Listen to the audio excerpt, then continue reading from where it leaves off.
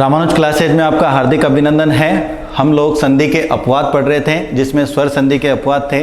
3 नियम हम उसके कर चुके थे। आज हम जो बाकी के 3 नियम हैं उनका अध्ययन करेंगे। पहला नियम था हमारे पास कि संस्कृत कुछ शब्दों के अंत में अ, इ, इक, अयन आदि प्रत्यय आए तो प्रथम स्वर में निम्न परिवर्तन होते हैं। दूसरा था कुछ शब्दों में संधि करते समय प्रथम शब्द का जो अंतिम स्वर है वो दीर्घ हो जाता है। ठीक है। तीसरा नियम था कि कुछ शब्दों में संधि करते समय प्रथम शब्द का अंतिम स्वर का लोप हो जाता है। आज हमारे पास चौथा नियम है कि कुछ शब्दों में संधि करते समय कुछ शब्दों में संधि करते समय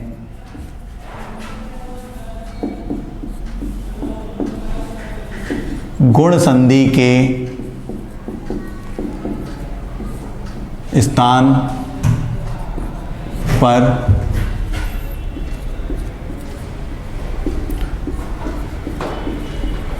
वृद्धि संधि हो जाती है। यानी नियम काम करेगा गुण संधि का और संधि हो जाएगी हमारे पास वृद्धि संधि। जैसे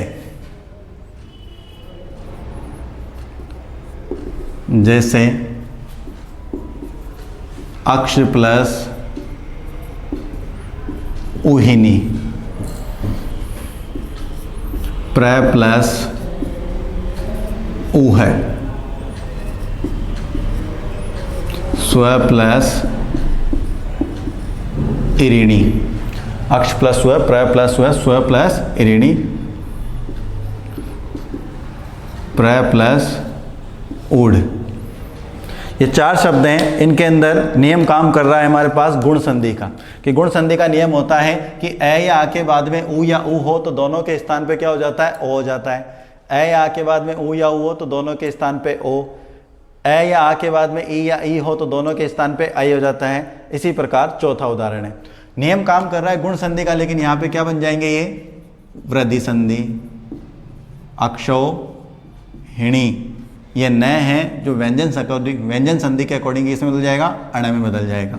फिर है प्र प्लस उ, यहाँ पे भी अ और उ मिलके ओ होना चाहिए, लेकिन यहाँ पे भी क्या हो रहा है? 2 मात्रा बन रही है तो ये भी क्या हो जाएगा? प्रो है। स्व प्लस इरिणी, अ और ई मिलके ए होना चाहिए, लेकिन यहाँ पे ये 2 मात्रा वाला बन जाएगा स्वैरिणी। स्वैरिणी यानी नदी। फिर है प्र प्लस उड, यहाँ पे भी ओ होना चाहिए, लेकिन ये भी क्या बन जाएगा? प्रौढ़ है। प्रौढ़ यानी बुजुर्ग। यस, स्क्रीनशॉट ले लें इसका।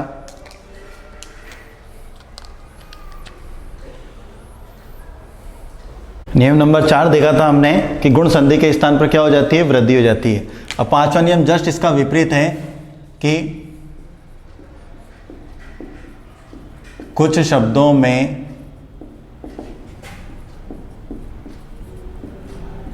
संधि करते समय वृद्धि संधि के स्थान पर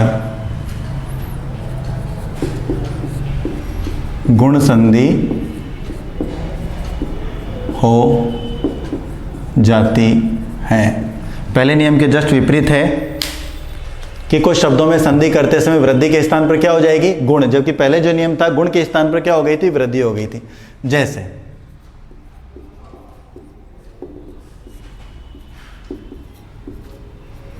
शुद्ध प्लस औदन, बिंब प्लस ओष्ठ, दंत प्लस ओष्ठ, अधर प्लस ओष्ठ। ठीक है। अब इन उदाहरणों के अकॉर्डिंग अपन देखेंगे तो ये नियम जा रहा है हमारे पास वृद्धि संधि में कि अ या आ के बाद में ओ या औ हो तो दोनों के स्थान पर क्या बनता है? नया वर्ण औ बनता है। यहाँ पे भी वही है, यहाँ पे भी है, यहाँ पे भी है कि अ या आ के बाद में आना है तो क्या बनना है? औ बनना है। लेकिन कौन सी संधि बनेगी? गुण संधि बनेगी। और गुण संधि बनती है तो गुण संधि में बनता है हमारे पास केवल ओ। ठीक है। तो ये ए और ओ मिलकर औ नहीं होकर क्या बन जाएगा, ये केवल ओ ही रह जाएगा, ये शुद्धोदन। ठीक है, बिंब प्लस ओष्ठ तो ये बिंबोष्ठ, दंत प्लस ओष्ठ तो ये दंतोष्ठ, अधर प्लस ओष्ठ तो ये अधरोष्ठ। इसमें आप ये भी ध्यान रख सकते हैं कि जहाँ भी ओष्ठ आ जाएं वहाँ शब्द में मात्रा एक ही रखनी है। यदि नियम किसी कारण से भूल हो जाए तो आप इसका भी ध्यान रखें कि जहाँ भी ओष्ठ शब्द आ जाए तो शब्द के अंदर मात्रा कैसी रहेगी, एक ही रहेगी, दो नहीं करनी है। दोनों में से कोई भी तरीका हो उसके अनुसार अपन कर सकते हैं। यस, स्क्रीनशॉट ले लें इसका। यस, नियम 5 कर चुके हैं हम। नियम 6 है हमारे पास, कुछ शब्दों में संधि करते समय दूसरे शब्द का जो अंतिम अक्षर है, यानी कि 2 शब्द आपके पास है तो दूसरे शब्द का अंतिम अक्षर ये होता है, उसके स्वर का क्या हो जाएगा, लोप हो जाएगा। जैसे प्रति प्लस अक्षी, अब अंतिम स्वर कौन सा है, ई है, ई का लोप हो जाएगा तो यहाँ पे क्या बनेगा शब्द हमारे पास, ये बन जाएगा प्रत्यक्ष। ठीक है, यण संधि में बनता है प्रति प्लस अक्ष प्रत्यक्ष, यण संधि है लेकिन यहाँ पे अक्षी है तो ये अपवाद है। फिर है गो प्लस अक्षी, अब इसका एक उदाहरण हमारे पास बनता है, इस नियम के अकॉर्डिंग तो ये शब्द बनता है हमारे पास गवक्ष, लेकिन कहीं कहीं पे इसका दिया हुआ आता है गवाक्ष। तो गवाक्ष का ध्यान रखना, गवाक्ष यदि अपन करते हैं तो यहाँ पे गौ प्लस अक्ष करके ये तो आपका चला जाएगा दीर्घ संधि में, तो गवाक्ष सही है। और गवाक्ष आता है चाहे गवक्ष हो, दोनों का संधि विच्छेद आपको गो प्लस अक्षी ही करना है। अधि प्लस अक्षी, इसमें भी ई का लोप हो जाएगा तो ये बन जाएगा हमारे पास अध्यक्ष। गौ प्लस इंद्र, अब इसके लिए शब्द जो बनेगा वो बनेगा हमारे पास गवेंद्र। ठीक है, शब्द बनता है गवेंद्र और इस नियम के अकॉर्डिंग जो शब्द बनेगा वो बनेगा आपका गविंद्र। तो ये शब्द कहीं नहीं आता है, शब्द आता है हमारे पास गवेंद्र, तो आपको संधि विच्छेद गो प्लस इंद्री करना है। सहस्र प्लस अक्षय, फिर अक्षय आ गया तो ई का लोप हो जाएगा और ये बन जाएगा हमारे पास सहस्राक्ष। प्र प्लस भू, प्रभु यानी कि जो ये ऊ है ये हो जाएगा आपके पास छोटा, ये ऊ का अपवाद है क्योंकि प्रभु नहीं होता है, प्रभु होता है। इसी प्रकार 9 प्लस रात्रि है तो इसी का लोप कर दो, ये बन जाएगा आपका नवरात्र, ये बन जाएगा आपका दिवारात्र, ये बन जाएगा आपका अहर निश।